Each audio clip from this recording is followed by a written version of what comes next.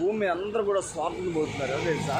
నా కోసం నేను బతకాలి, నా నచ్చింది నేను చేయాలని చెప్పి ఇలా అందరూ బతికితే మీ అమ్మ మీ నాన్న కూడా అలాగే బతికారు.